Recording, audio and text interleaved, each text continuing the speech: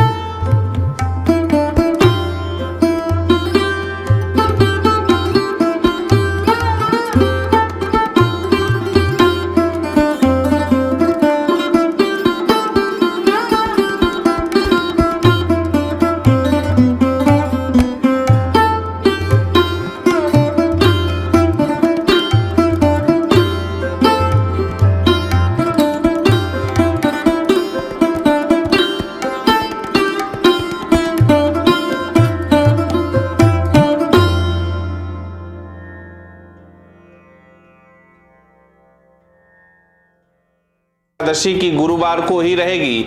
इस साल ऐसा संयोग कुल 5 बार बनेगा। गुरुवार और एकादशी के योग में भगवान विष्णु लक्ष्मी के साथ श्री कृष्ण की पूजा भी करनी चाहिए।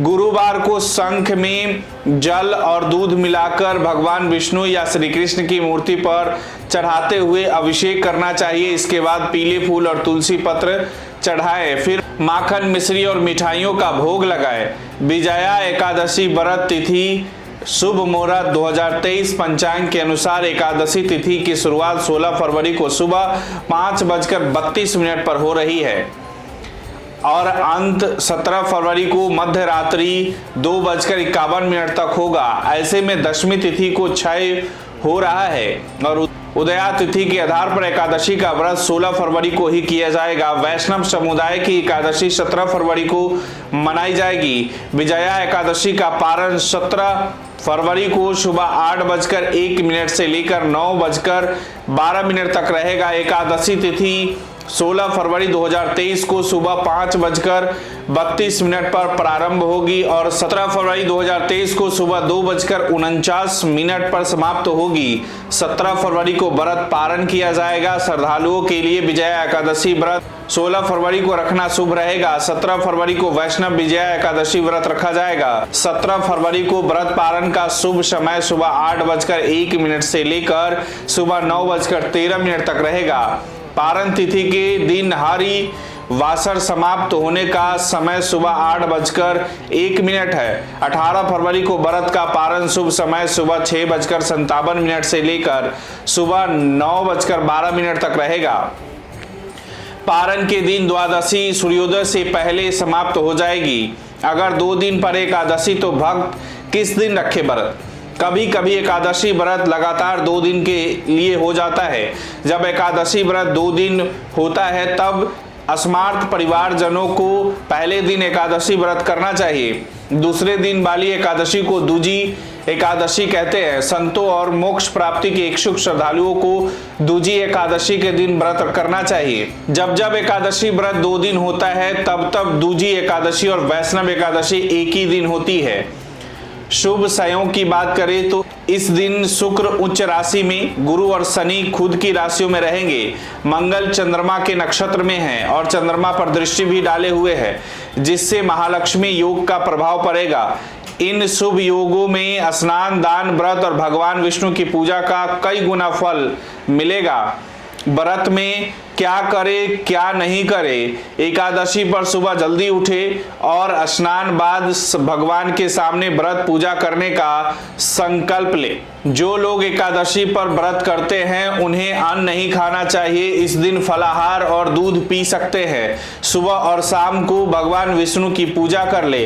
अगले दिन यानी द्वादशी तिथि पर ब्राह्मण भोजन कराए, फिर खुद खाना खाए। साथ ही भगवान विष्णु की मूर्ति या तस्वीर को चौकी पर स्थापित करे। इसके बाद धूप, अगरबत्ती, अक्षत, सिंदूर, धूप, दीप, फल, फूल, तुलसी अर्पित करे। इसके बाद मिष्ठान अर्पित करे और घी के दीपक जलाए। साथ ही विष्णु सहस्त्र नाम का पाठ करे। इसके बाद आरती करे और भोग सभी घर के सदस्यों में बांट दे। इस दिन ब्राह्मणों को वस्त्र और अन्न दान करना चाहिए। एकादशी व्रत करने वाले लोगों के घर में कलेश नहीं करना चाहिए, क्रोध से बचना चाहिए, गलत कामों से दूर रहना चाहिए। साथ साथ एकादशी तिथि को तुलसी का पत्र नहीं तोड़ना चाहिए। घर में 10वीं तिथि से ही चावल वर्जित रखना चाहिए। विजया एकादशी का महत्व क्या है? विजया एकादशी पर व्रत रखने से व्यक्ति को अक्षय पुण्य की प्राप्ति होती है। साथ ही शास्त्रों के अनुसार राम ने लंका पर विजय प्राप्त करने के लिए विजया एकादशी का व्रत रखा था और इसी कारण रावण से युद्ध करने में राम को विजय प्राप्त हुई थी। वहीं इस दिन भगवान विष्णु के साथ लक्ष्मी जी की पूजा करने से सुख समृद्धि की प्राप्ति होती है। विजया एकादशी का व्रत कथा है कि बहुत समय पहले की बात है कि द्वापर युग में धर्मराज युधिष्ठिर को फाल्गुन एकादशी के महत्व के बारे में जानने की जिज्ञासा हुई। उन्होंने अपनी शंका भगवान श्री कृष्ण के सामने प्रकट की। भगवान श्री कृष्ण ने फाल्गुन एकादशी के महत्व एवं कथा के बारे में बताते हुए कहा कि हे कुंते, कि सबसे पहले नारद मुनि ने ब्रह्मा जी से फाल्गुन कृष्ण एकादशी व्रत की कथा एवं महत्व के बारे में जाना था। इसके बाद इसके बारे में जानने वाले तुम ही हो। बात त्रेता युग की है, जब भगवान श्री राम एवं माता सीता के हरण के पश्चात रावण से युद्ध करने के लिए सुग्रीव की सेना के साथ लेकर लंका की ओर प्रस्थान किया तो लंका से पहले विशाल समुद्र ने रास्ता रोक लिया। समुद्र में बहुत सी खतरनाक समुद्री जीव थे जो वानर सेना को हानि पहुंचा सकते थे। चूंकि श्री राम मानव रूप में थे, इसलिए वह इस गुत्थी को उसी रूप में सुलझाना चाहते थे।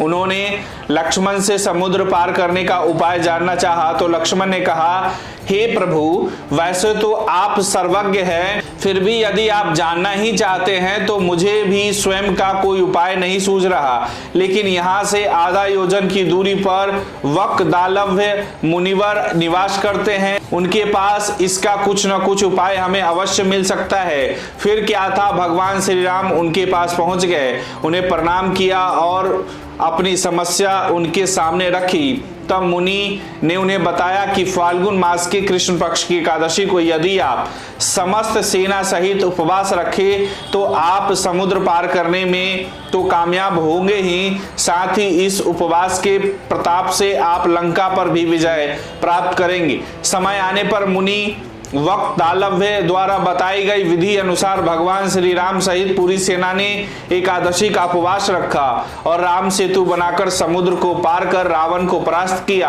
आशा करता हूं कि यह वीडियो आप सभी को अच्छी लगी होगी। इसे फेसबुक और यूट्यूब पर शेयर और लाइक जरूर करें। इसी तरह और भी वीडियो देखने के लिए जुड़े रहे गणपति ज्योतिष संस्थान से।